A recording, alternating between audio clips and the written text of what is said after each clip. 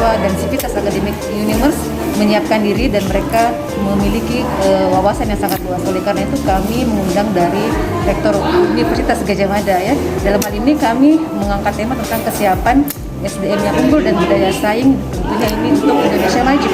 Kebetulan Rektor UGM ini merupakan Ketua Forum Rektor Indonesia dan ini nanti akan menjadi cikal bakal bahwa Unimers sebagai perguruan tinggi yang akan berkembang dan terus mengembangkan diri akan bertransformasi menjadi perguruan tinggi yang tentu nanti mengarah juga seperti Universitas Gadjah Mada ya, bahwa mereka punya seluruh jenjang pendidikan melakukan transformasi di bidang pembelajaran, sehingga Unimers juga akan mengarah kepada transformasi yang tentu juga UGM juga akan lakukan dan kita juga akan mengarah ke sana insya Allah. Amin. Mantap. Dengan topik kesiapan SDM unggul dan berdaya saing. Assalamualaikum warahmatullahi wabarakatuh.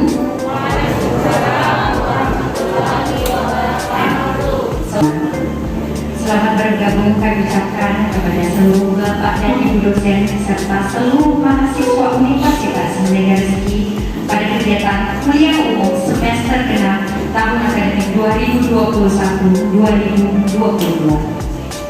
Yang kami hormati Bapak Profesor Insinyur Fatul Mulyono, Master Engineering Dr. Engineering IPU Asian Engineering selaku pemateri hari ini. Yang kami hormati Bapak Pembina Yayasan Pendidikan Islam Merdeka Rezeki Makassar beserta jajarannya. Yang kami hormati Ibu Ketua Yayasan Pendidikan Islam Merdeka Rezeki Makassar beserta jajarannya.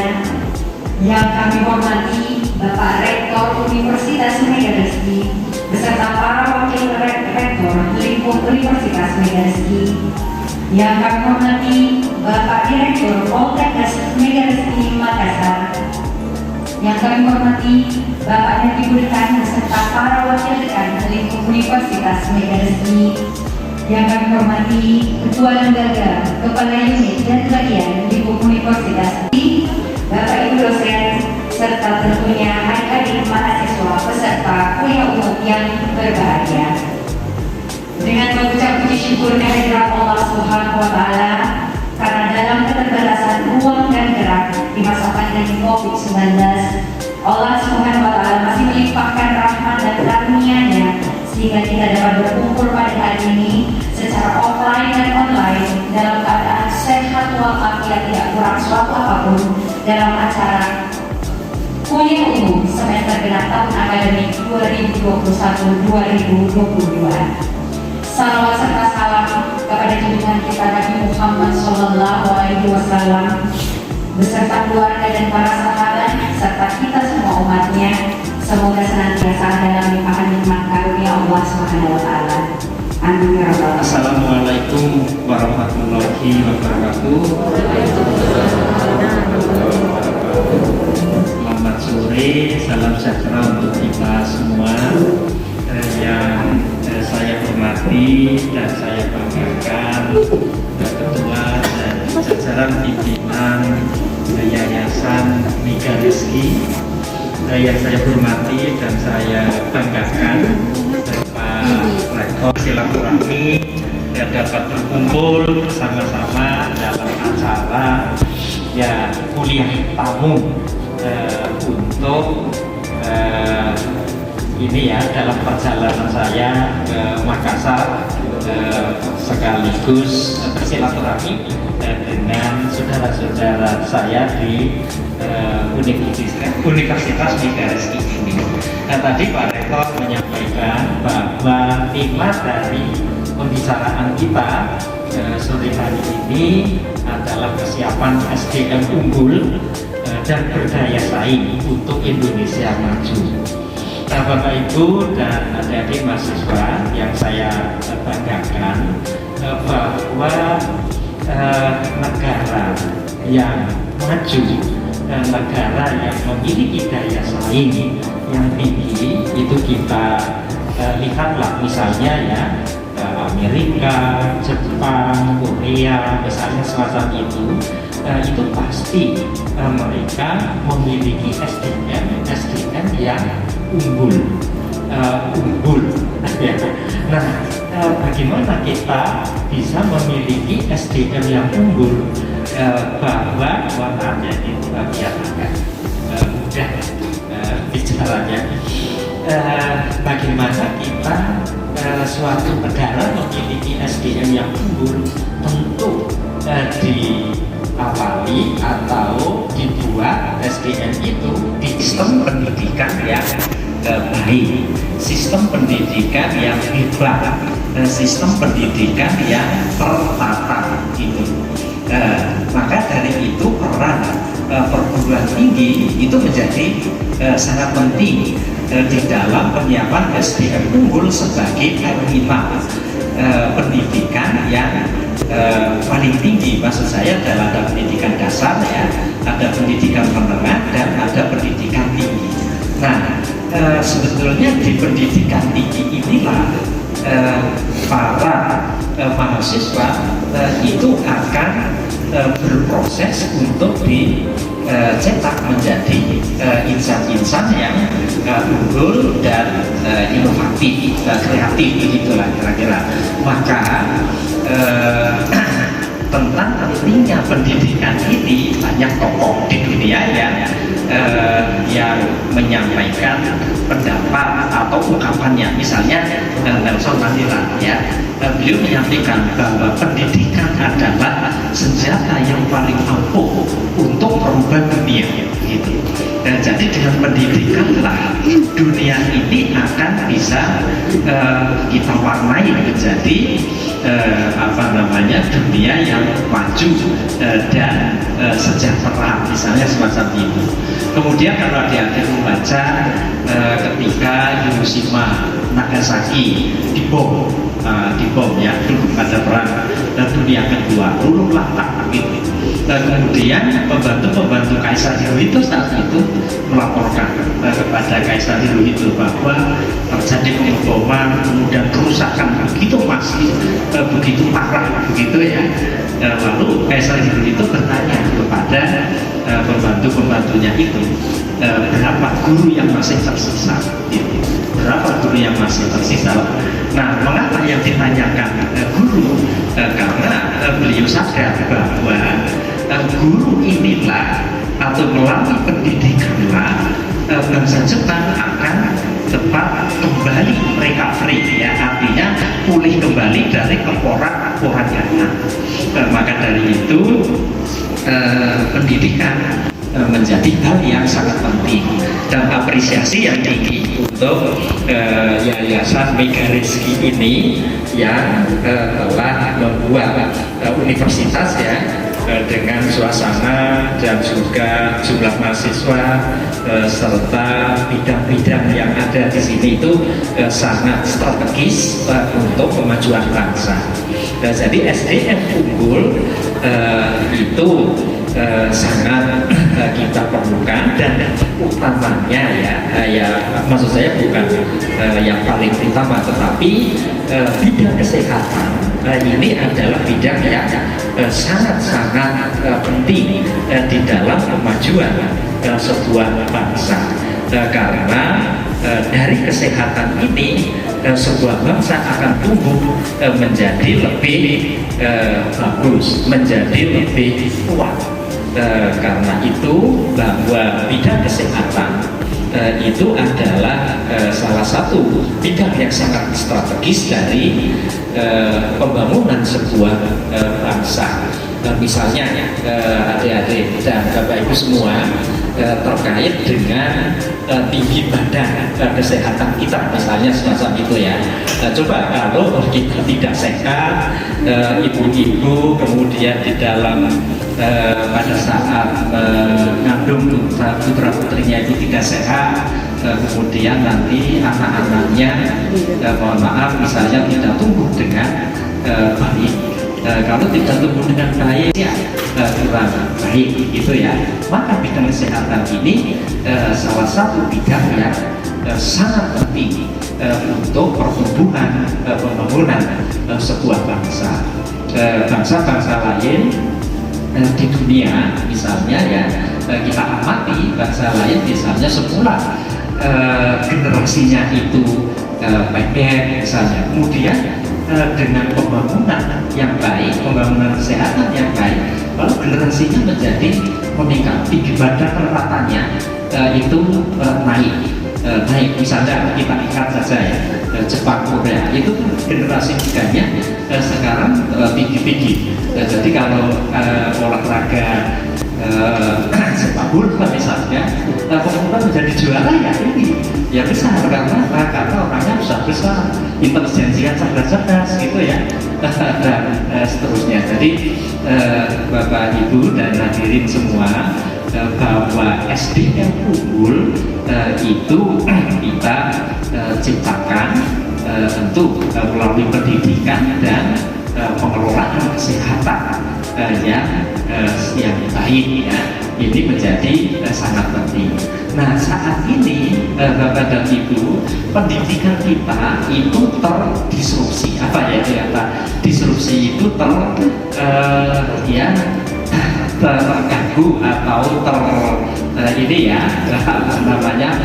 mendapat tantangan yang luar biasa, karena kita tidak bisa lagi saat ini mendidik dengan cara-cara lama saja, karena perkembangan teknologi informasi dan teknologi digital yang begitu cepat.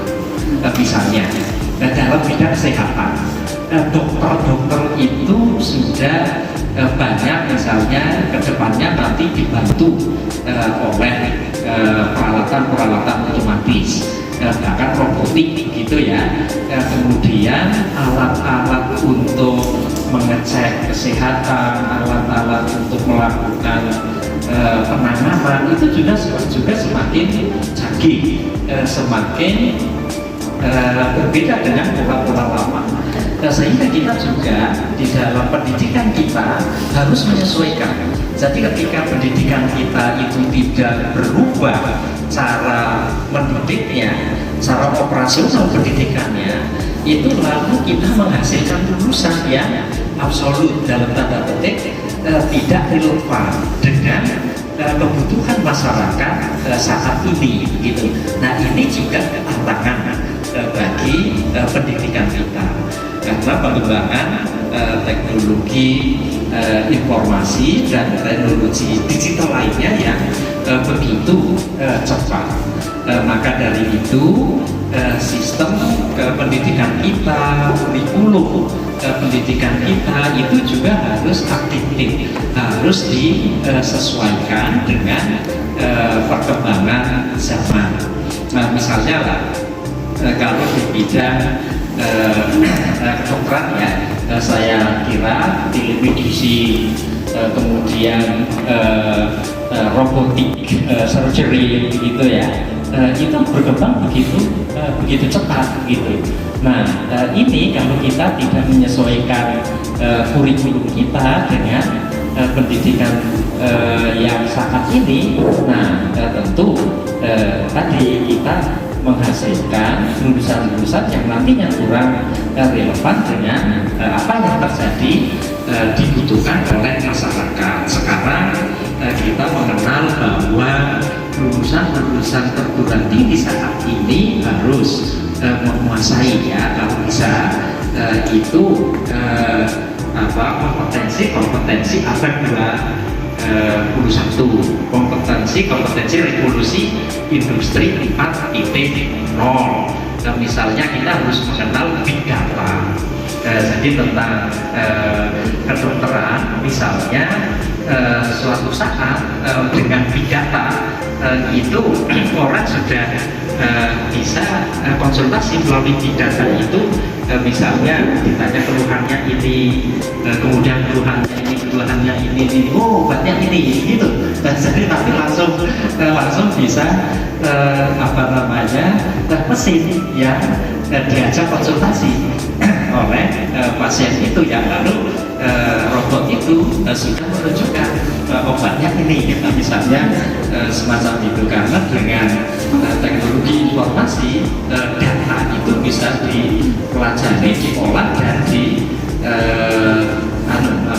dan bisa ditelusur bahwa hal yang terjadi saat lalu dengan jumlah data yang banyak sekali, lalu kemudian prediksi bahwa kasusnya semacam ini, obatnya semacam ini, dan seterusnya. Nah, jadi Bapak Ibu yang saya hormati, tantangan pendidikan kita saat ini adalah bahwa kita harus melakukan perubahan-perubahan kurikulum kita, kemudian cara-cara delivery kita, dan fasilitas-fasilitas yang dimiliki di dalam perguruan tinggi kita untuk penyesuaian itu. Orang sering menyebutnya bahwa kita harus melakukan relaksasi kurikulum gitu ya.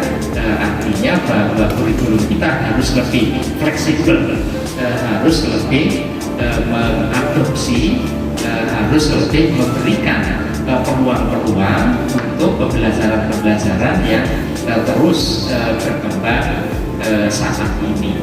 Jadi Bapak Ibu yang saya hormati, bahwa tantangan perguruan tinggi itu memang sangat berat, tapi bahwa semua itu bisa kita lakukan kalau kita bekerja sama antar perguruan tinggi, kemudian perguruan tinggi dengan pemerintah, juga perguruan tinggi dengan pelaku industri.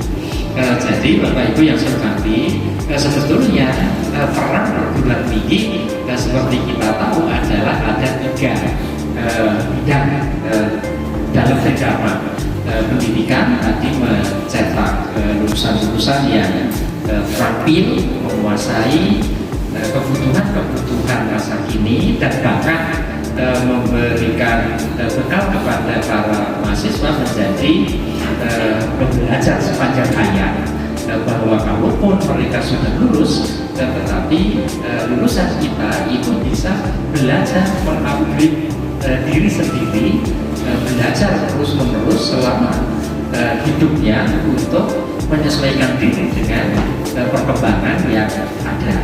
Nah, kecuali menghasilkan lulusan-lulusan itu, kita juga perguruan tinggi punya kewajiban untuk menciptakan teknologi, menemukan ilmu-ilmu baru, begitu ya, melalui pendidikan university. Artinya bahwa di dalam pendidikan, di dalam perguruan tinggi itu banyak dilakukan riset-riset untuk menemukan keilmuan-keilmuan baru, bahkan teori-teori baru, dan hal-hal baru yang nanti mendukung kemajuan masyarakat dan kemajuan bangsa kita, begitu. Nah, harapannya adalah dengan hasil-hasil riset yang ditemukan lalu bisa dihilirisasi, dibuat barangnya, dibuat produknya, kemudian barang-barang komersial itu lalu atau barang fungsional bisa menghidupkan perekonomian masyarakat dan perekonomian negara, gitu.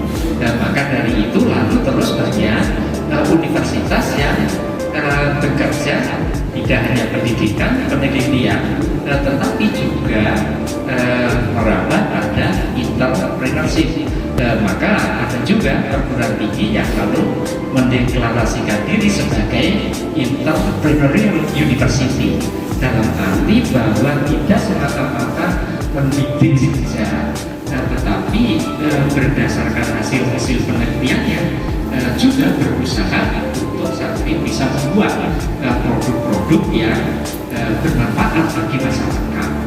Nah, memang kalau bisa kalau sampai tahapan ini, karena tidak mungkin kita melakukan semuanya sendiri. Hal yang bisa kita lakukan adalah pasti harus berkolaborasi dengan pelaku-pelaku usaha, dengan para industriawan dan lain-lain. Kemudian satu lagi yang dilakukan oleh perguruan tinggi yang banyak kita dengar selama ini adalah pengabdian kepada masyarakat. Dan pengabdian kepada masyarakat ini sebaiknya juga berbasis pada hasil-hasil penelitian kita, sehingga penelitian kita yang dihasilkan di perguruan tinggi itu KKN, kalau mahasiswa Fakultas Kedokteran itu juga ada koas, ada juga KKN di masyarakat, saya kira keperawatan dan lain-lain juga melakukan itu, dan itu dilakukan kecuali untuk memberikan pencerahan, memberikan sosialisasi, memberikan bantuan kepada masyarakat, juga mengandung makna bahwa anak-anak didik kita itu harapannya bisa yang di daerah kurang maju, dan dengan demikian anak-anak kita itu bisa belajar dari kearifan lokal yang ada di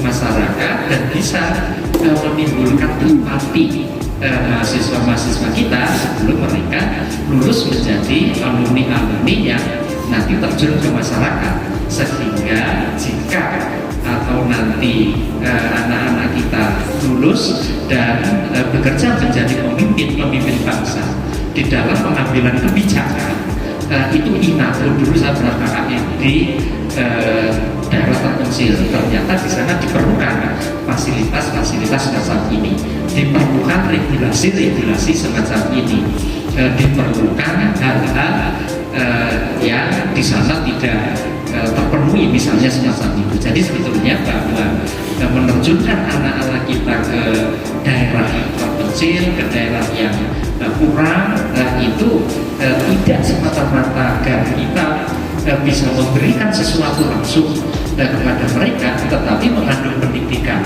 agar mereka bisa, anak-anak kita belajar dari kearifan lokal, membangun rasa empati kepada mereka yang kurang mampu, dan harapannya nanti bisa mempunyai empati yang mendorong perilaku anak-anak kita ketika mengambil sebuah kebijakan, mengambil sebuah keputusan dan lain-lain.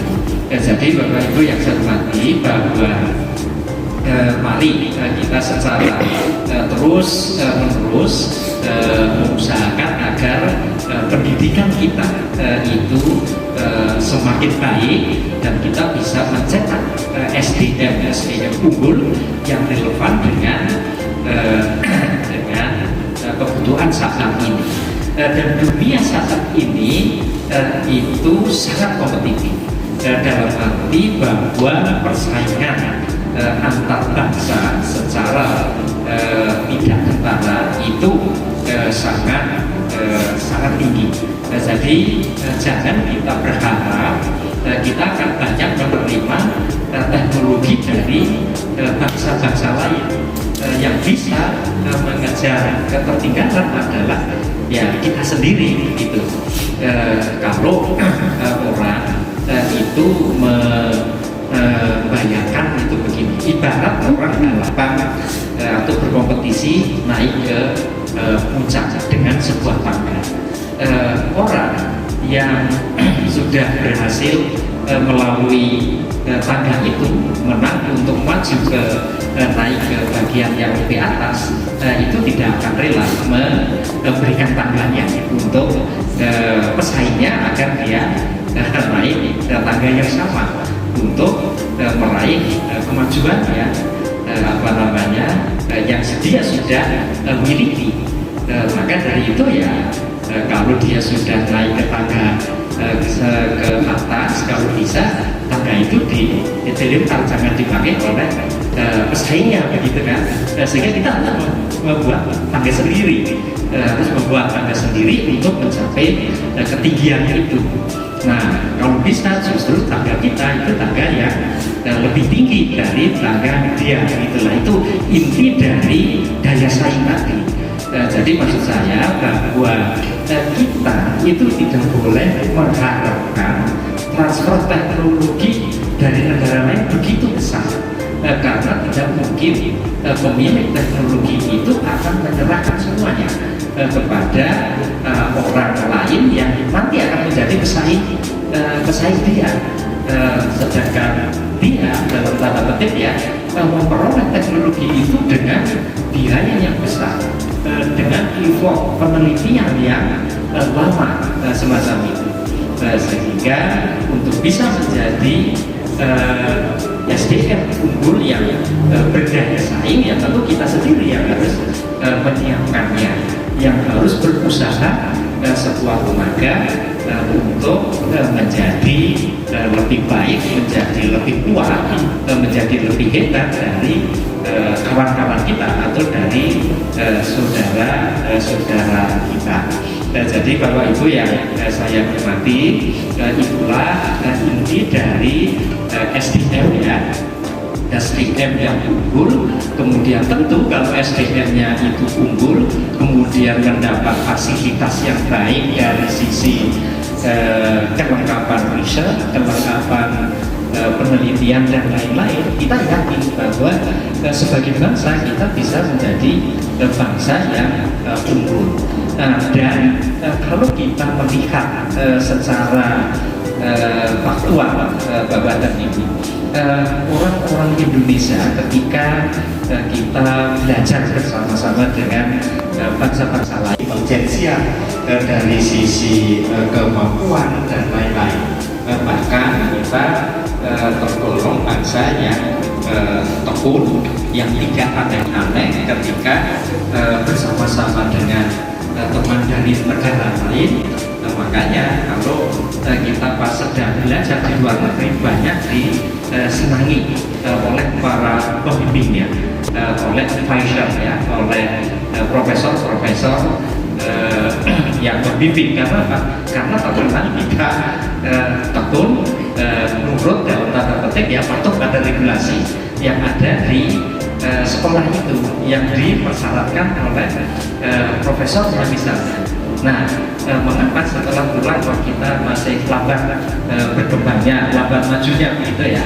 Ya ini tugas kita bersama, dan mudah-mudahan bahwa Indonesia yang diprediksi akan menjadi negara besar, negara yang ekonominya juga besar, dan di tahun-tahun mendatang ini betul-betul bisa kita capai, bisa kita jalani dengan sebaik-baiknya. Dan sebagai tambahan Bapak Ibu, bahwa saat ini kita sering mendengar kita berada dalam bonus demografi. Artinya apa? Artinya penduduk Indonesia yang dalam usia produktif itu besar. Kemudian usia produktif jumlahnya ini akan turun dan akan berakhir kira-kira ya tahun 2035 ya. Setelah itu penduduk Indonesia akan menguat, dalam arti jumlah orang tuanya itu lebih banyak dibanding jumlah orang muda yang produktif nanti ya setelah 2035. Maka dari itu menurut saya saat ini adalah waktunya bagi Indonesia untuk mengejar mimpi. Misalnya harus cepat keluar dari middle income trap. Kita harus cepat menjadi negara berpenghasilan tinggi atau negara maju sebelum bonus demografi ini berakhir. Karena setelah nanti bonus demografi ini berakhir, usia produktifnya sudah mengecil, usia yang tidak produktif membesar, itu kan repot ya. Makanya kita mari berusaha sekuat tenaga agar masa-masa saat inilah ini kesempatan bagi Indonesia untuk mempercepat pencapaian kemakmuran. Jadi kira-kira konsepnya kira-kira semacam itu Bapak dan Ibu, dan tentu untuk mempercepat kemajuan bangsa ini saya mengapresiasi dengan kepada Pak Rektor, para Wakil Rektor ya Universitas Megariski ini atas kontribusinya dalam bidang pendidikan. Juga tadi STIE Akop Makassar tadi dengan bekerja bersama-sama bersinergi antar perguruan tinggi, juga bersinergi sinergi antara perguruan tinggi dengan perguruan tinggi yang lain, dengan pemerintah, dengan industri, itu harapannya mempercepat kemajuan kita bangsa